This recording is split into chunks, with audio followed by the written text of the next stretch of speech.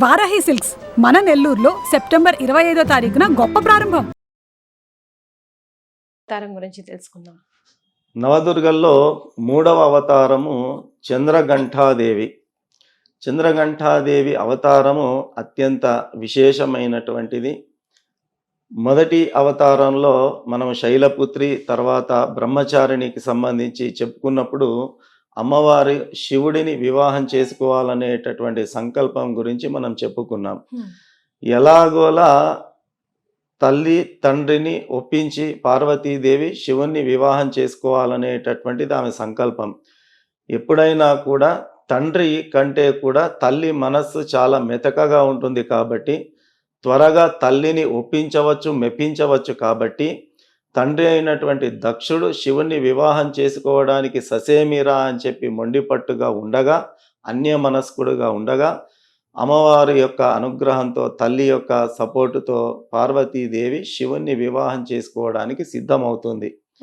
వివాహం నిశ్చయం అవుతుంది. వివాహం యొక్క రోజు రానే వచ్చింది. మనము బారాత్ అని చెప్తాం వివాహ సమయం లోపల. అంటే పెళ్లి కొడుకును ఊరేగింపుగా తీసుకొని వెళ్ళడం అనేటటువంటిది. ఎక్కడికి? పెళ్లి కూతురి ఇంటికి ఊరేగింపుగా పెళ్లి కొడుకు వెళ్ళాల. అట్లాగా శివుడు కూడా ఊరేగింపుగా బయలుదేరి వెళ్ళడం జరిగింది. ఇంతకుముందు ప్రస్తావన చేసుకున్నట్టుగా శివుడు ఊరేగింపుగా పెళ్లికి బయలుదేరితే శివుడి వెంట ఏమున్నాయి?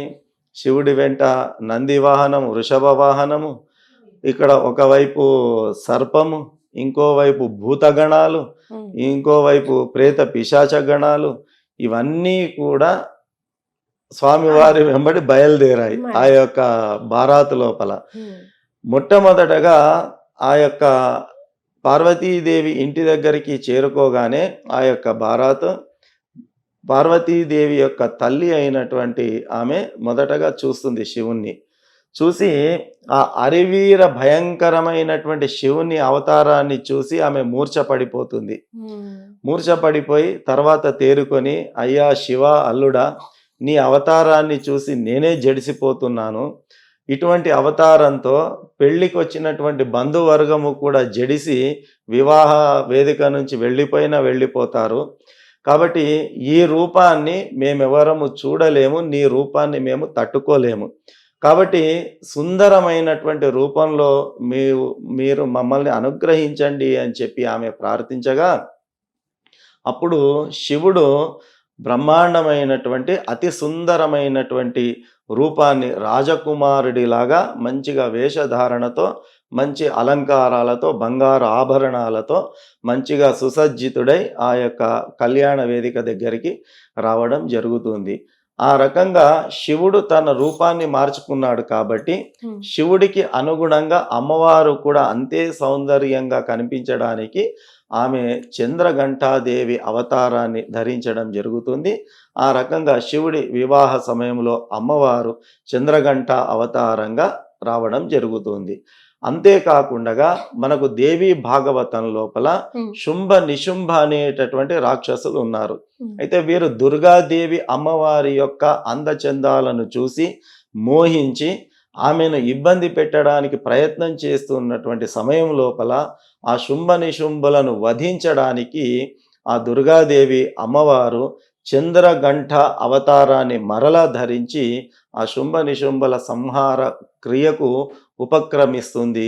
ఆ రకంగా చంద్రఘంటాదేవి అవతారం అనేటటువంటిది మనకు రావడం జరిగింది. కాబట్టి పేరు అలా ఎలా వచ్చింది గురుగారు చంద్రఘంటాదేవి అంటే అర్ధచంద్రాకారం అనేటటువంటిది అమ్మవారి తలపై ఉంటుంది. మనకి ఎట్లాగైతే కమలము కానీ, కమలాక్షి మాల కానీ, పుస్తకము కానీ, త్రిశూలం కానీ, ఇలాంటి ఒక్కొక్క అవతారంలో ఒక్కొక్క ఆయుధాలతో అమ్మవారి ఎట్లాగైతే ఉంటుందో అట్లా అమ్మవారికి అర్ధచంద్రాకారము కూడా అమ్మవారి యొక్క తలపైన ఉంటుంది. కాబట్టి ఆ రకంగా చంద్రఘంట అనేటటువంటి నామముతో అమ్మవారు అక్కడ వివాహ సమయంలో, మళ్ళీ శుంభ నిశుంభ రాక్షసుల యొక్క సంహార సమయంలో ఆ అవతారాన్ని ధరిస్తుంది. కాబట్టి దానికి ప్రతీకగా అమ్మవారిని చంద్రఘంటాదేవి రూపంలో కొలవడం అనేటటువంటిది మనకు ఆచారంగా వస్తూ ఉన్నది. చాలా సంతోషం గురుగారు. గురుగారు, రోజుకొక ప్రసాదం నైవేద్యంగా, రోజుకొక రంగుగా మనం చెప్పుకుంటా ఉంటాము. ఇందులో అంటే ఖచ్చితంగా ఇది పెట్టాలి అని ఉంటుందా? చరిత్ర ఏమైనా చెప్పిందా? లేకపోతే మన ఇష్టం కొద్దీ పెట్టుకోవడమేనా? అంటే ప్రసాదాలు అనేటటువంటివి వాస్తవంగా మనకు శాస్త్రం లోపల ఏ దేవుడికి ఏది ప్రీతి అనేటటువంటిది మనకు వివరించారు. ఉంటుందన్నమాట. ఓకే గురువు. ఉదాహరణకు గణపతికి అంటే మోదకాలు అనేటటువంటివి అత్యంత విశేషమైనటువంటివి. హ్మ్. అట్లాగా అమ్మవారికి అత్యంత విశేషమైనటువంటిది ఏమిటి అంటే పాయసము అనేటటువంటిది చాలా ప్రీతిపాత్రమైనటువంటిది. అమ్మవారి యొక్క అనుగ్రహాన్ని మనం పొందాలి అంటే అమ్మవారికి ప్రీతిపాత్రమైనటువంటి పాయసాన్ని అమ్మవారికి నివేదించాలి అనేటటువంటిది మనకు శాస్త్రం తెలిపింది.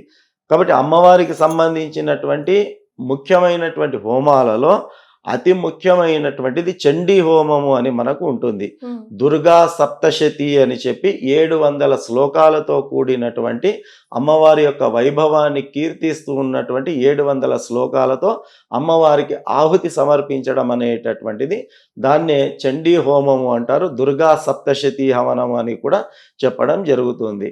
ఆ హోమం చేసేటప్పుడు కూడా మామూలుగా ఇతరత్ర హోమాలు ఏం చేసినా కూడా ప్రధానంగా మనము ఆజ్యము అంటే నెయ్యిని ఆహుతిగా వేయడం అనేటటువంటిది జరుగుతుంది. కానీ అమ్మవారికి సంబంధించినటువంటి ఈ చండీ హోమం లోపల పాయసము అత్యంత ప్రధానమైనటువంటి హవిస్సుగా ఉపయోగించడం జరుగుతుంది. ఎందుకు అంటే ఆ పాయసం ద్వారా అమ్మవారు ప్రీతి నొందుతారు కాబట్టి ఆ యొక్క హవిస్సుగా పాయసాన్ని చండీ హోమంలో ఉపయోగం చేయడం జరుగుతుంది.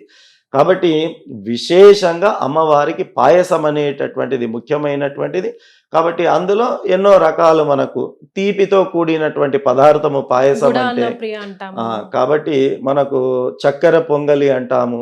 తర్వాత కేసరి భాత్ అని చెప్పడం జరుగుతుంది. ఈ రకంగా తీపికి సంబంధించినటువంటి పాయస రూపంలో ఉన్నటువంటి ఏ పదార్థమైనా కూడా మనం శ్రద్ధాభక్తులతో అమ్మవారికి సమర్పణ చేసినట్టయితే తల్లి మనసు చాలా గొప్పది. వెంబడే తల్లి అనుగ్రహం చేస్తుంది. కాబట్టి మనం సమర్పించేటటువంటి ప్రసాదంతో పాటు మన భక్తిని కూడా అమ్మవారు పరీక్షిస్తుంది. కాబట్టి శ్రద్ధాభక్తులతో మనము ఇలాంటి నైవేద్యాలను సమర్పణ చేసుకొని అమ్మవారి సంపూర్ణ కృపకు మనం అందరము కూడా పాత్రలు కావచ్చు. చాలా సంతోషం గురుగారు. ధన్యవాదాలు. శ్రీమాత్రే నమః. శ్రీమాత్రే నమః.